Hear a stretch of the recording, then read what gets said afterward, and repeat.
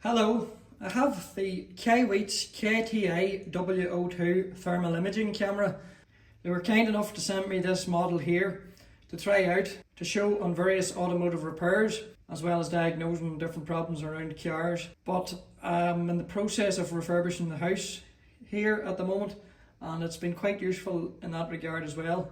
I'll maybe show a few examples of that. Thermal imaging camera isn't just for automotive use. I know this channel normally focuses on that, but I work in electronics and it's quite useful in that regard as well, as you can use this around a circuit board to show any overheating components. So I'll open it up and give a look around the camera itself. Comes in this nice hard case with a wee handle on the top, which is good just to keep it all together. Zips together closed. You have a charging lead here, USB-C, A on one side and C on the other side. Mains charger as well, which is quite good, actually charges the phone quite well. And the main unit itself. So up here, your USB-C goes in here, and it also comes with an SD card. It's a 32 gigabyte SanDisk, so quite a good SD card, or micro SD card should I say. And that wee cap goes over it. You've got a tripod screw at the bottom if you wanted to put it on the end of a tripod. And you also have this lanyard which will go around your wrist. You can even tighten it down for whatever reason you might need to do that. It saves you dropping the device. One thing I do like about this camera is that it is very quick to power on and start showing images. The Topdon that I reviewed in the past, that was a disadvantage of it, was that it did take about 30 seconds before it was ready to use, whereas this one is much quicker. So I'll just power it on and give you a demonstration. And that's it, ready to go there now. A matter of seconds. Didn't take too long at all. The image quality is also very good. I think it's merging the thermal image with a camera image.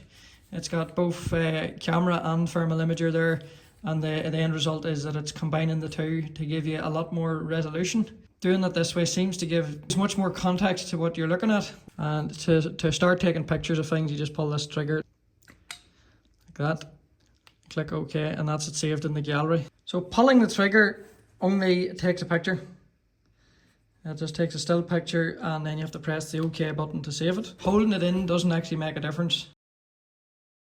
It's just that when you press the button in and hold it in, it holds the laser and the spotlight on it. But then when you release it, that's when it takes the still picture, or it saves it. So there you go, and then you can save it to the gallery then. So you get a wee laser pointer at the end there when you're holding the button in. And then when you release it, the picture can be saved to the gallery. It has a resolution of 256 by 192 and takes the images in 2 megapixel resolution. Seems to be plenty. I'll try and get some stills up and put them in the video of different things that it's taking pictures of. There isn't a video mode. That's one thing to be aware of. Might be a problem for you, but for me I found I don't really need to be doing video mode. Just waving it around a car, circuit board, something like that. It's plenty. I don't actually save too many things to the SD card because you can actually just take a picture off your phone. If you focus the phone in on the screen, it gives a reasonably clear picture anyhow. It has a few different color modes here on the screen just when you're in standby mode.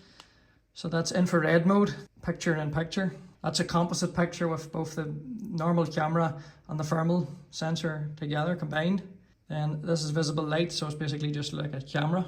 I don't know what that actually stands for. And then infrared seems to give the best thermal image. On the side you have your scale of temperatures there that it's saying. In the menu there's basic menu, easy to navigate. You just click OK here. You can go into your gallery pressing that, review all the images. So a few different things there. So that's my dog sleeping on the floor. I click OK and it can give me a visual, which is quite useful to see that. You get it into context of what you're actually looking at. You know, you wouldn't see that blanket sitting there or whatever, the blue string or anything like that. It's a novel idea, so it's obviously saving 2 files or more than one thing there in the data. But I can go back, show more images that I've taken with it in the past. This was up in the attic in the house. I'll go and show you that now. Here in the bathroom, there was a bit of work we done in the summer to change the layout of the bathroom, but I had to track a new conduit up here where I wanted to put the mirror on. My uncle who built this house about 30 years ago, he had a conduit already in the wall we didn't know about. So while we had recently put the conduit up, when it come time to then put the wire down in here for the mirror, which turns on, like that. I was up in the attic pushing down with the cable, and well over 2 meters of cable were going down, but yet couldn't see it in the hole behind the mirror. And then pushing up, we couldn't see any cable come up into the attic. So this was a bit confusing. So I held a hairdryer in here in the box where the conduit meets it, and then went up into the attic to see where the heat was. And sure enough, the new conduit was about an inch to the left. So I had tried to measure the distance between the conduit we seen and that there, and it was about within an inch. It was a bit confusing. So holding the heat on it, I could see that the brickwork upstairs was heating up, and that was what helped diagnose that issue.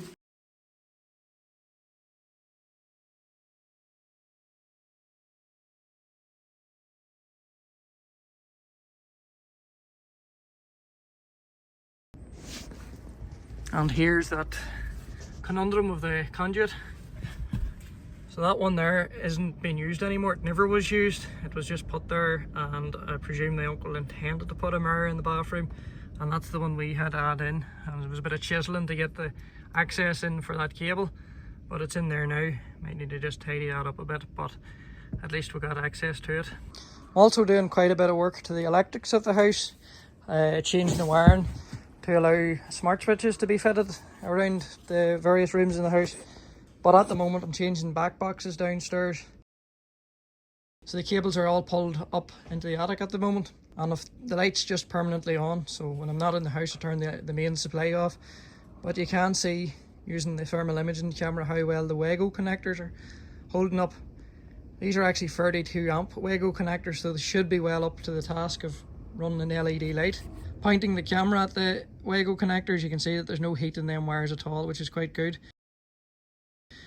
The only heat you're seeing is coming through the lack of insulation, which is all pulled back at the moment. So if where insulation's missing, you're seeing the heat sopping away out through the plasterboard ceiling. And then over here, this is a room that now has a 50mm insulated plasterboard. And that bit of insulation's away just to get access to either it was a pipe or a wire, I think. But you can see that there's still a bit of heat loss when there's no glass wall above it, but a lot less than the room that doesn't have the insulated plasterboard. So it's good at showing you how much heat loss you're having in your house. So there's a circuit board there, and it shows you the areas that are heating up. That particular circuit board's working fine, but it is useful to be able to see if you have a wee diode or something that's overheating and that you might need to replace. So you have a few other settings there in the menu. I don't really go near any of these ones. Palette can be useful. So while it's using that sort of colour spectrum there of very white, yellow for heat and purple for cold, you can change it to a more black and white format. So there my hand is a more white colour where colder things are closer to black. That's what I had to do in the Topdon to get it to show a good quality image.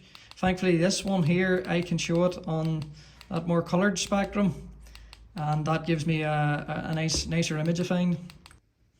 You have a centre point here you can put on the screen. So unlike the Topdon though, it is only given one temperature reading for whatever it sees in the centre, which is why the laser can be quite useful, because that's where it's going to get the temperature from. Where the Topdon had the ability to go, say here was a hot spot and that was a cold spot, you know, the coldest or hottest part of the image that I can see. It was quite useful. You're missing it here.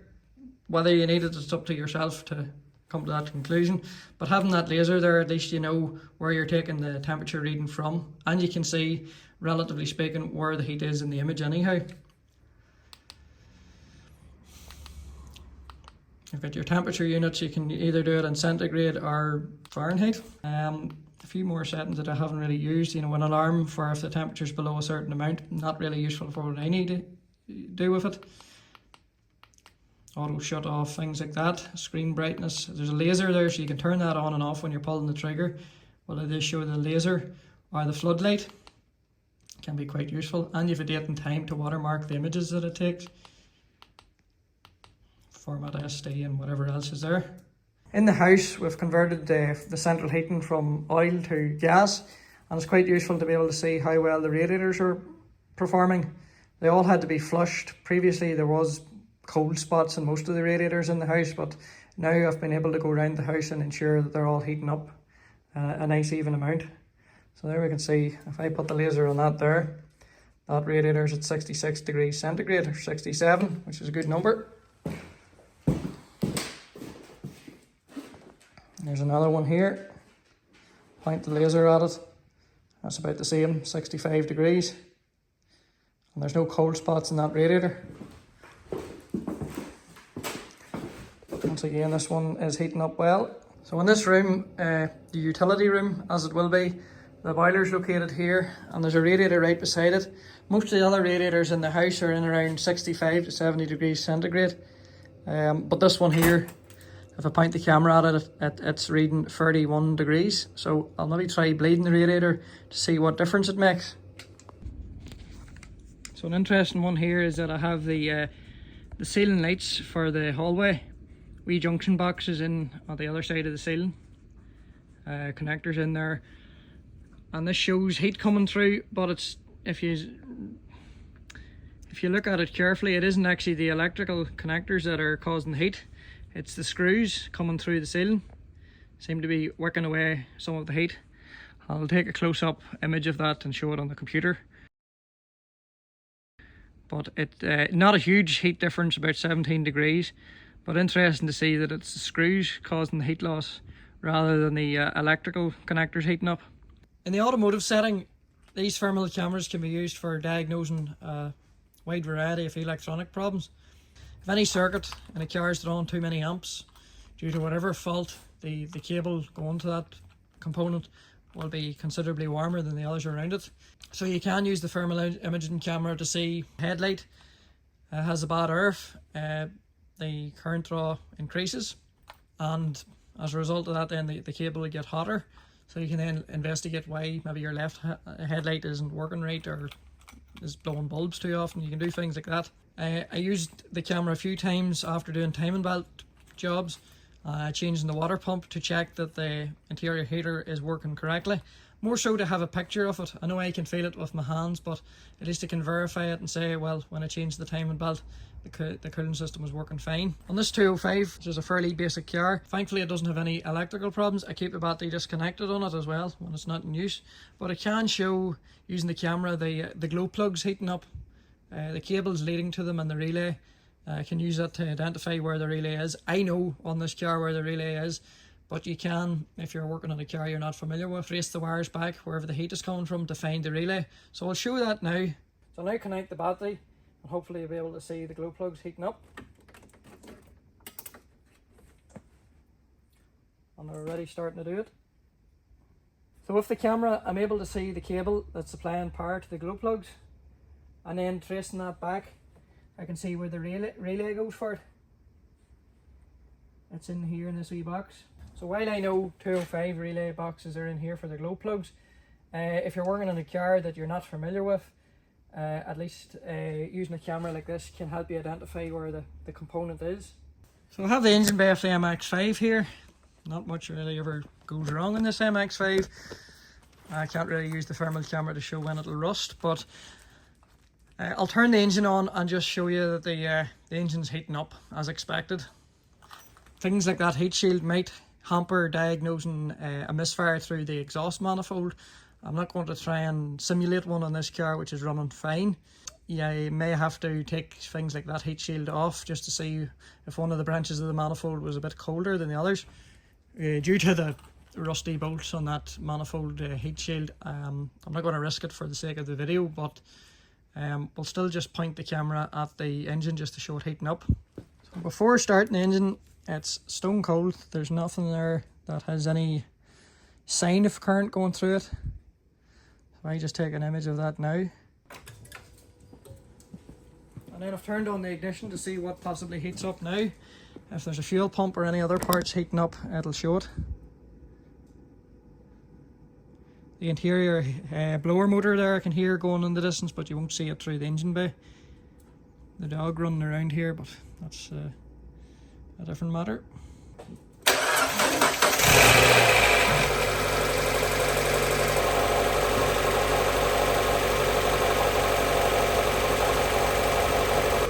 Inside the car, I have buttons for heated seats, but the heated seats themselves I haven't been able to feel them generating any heat. So I'll turn them on and point the thermal imaging camera at them to see if there's anything working there, even possibly the passenger side seat. That's the buttons for them there. The lights illuminate, but I'll give them a few minutes and see if any heat goes into them. I can see the sensitivity of the camera. That's just where I put my hand on the seat to reach the buttons inside the car, and that's just a handprint. Now it's not a huge difference in temperature. Outside of that is 10 degrees and there's 16 degrees, but nonetheless it shows you interesting features like that. Now possibly if you had a bad alternator, especially bad wheel burns or brakes, you'll see one wheel maybe at a higher temperature than the others. This car hasn't been out, it's the winter time. You don't do that to MX-5s here, so I'm not able to show the wheel burn temperatures being any different or brakes. But if you had a bad alternator, power steering pump, things like that, you could maybe use it to diagnose a problem with them. And here we can see that the exhaust manifold's nice and warm. There's no misfire in this car, which you can hear.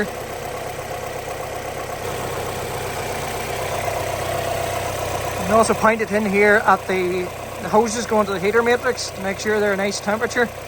If there's possibly air in the system, you mightn't be getting heat going to the heater matrix, but here we can see that that's happening okay. And you can use it in the exhaust there to see the temperature, although the dog is doing an emissions test for me as it is. I get a border collie, they like doing that sort of stuff.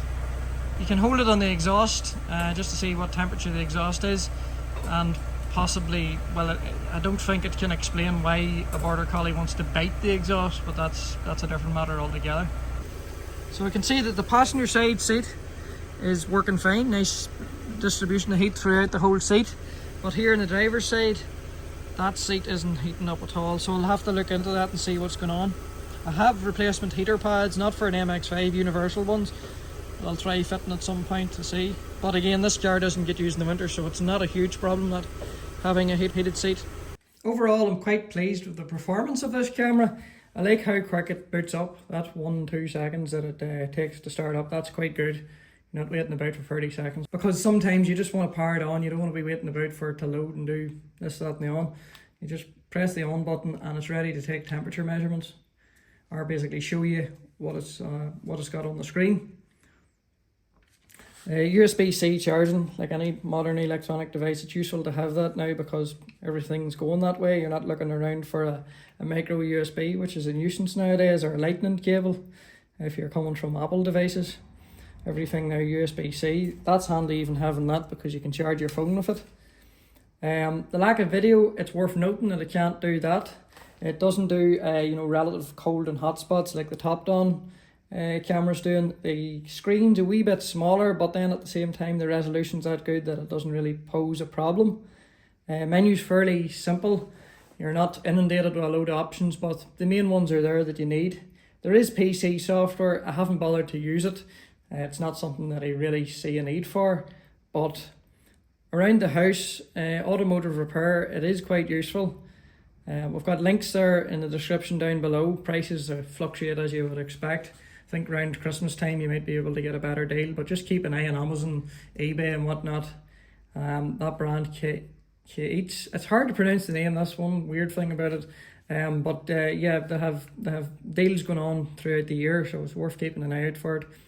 It's reasonably priced anyhow. I mean, compared to a Milwaukee or a Bosch thermal imaging camera, it's much cheaper, but it does all I think it needs to do. I've used a Bosch one. The image resolution is extraordinary, but not necessary for basic repairs around electronics, cars, or around the house. So that's just a quick overview of the thermal imaging camera.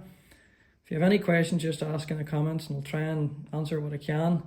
And I'll provide details of the camera in the description below as well. So thanks for watching and goodbye.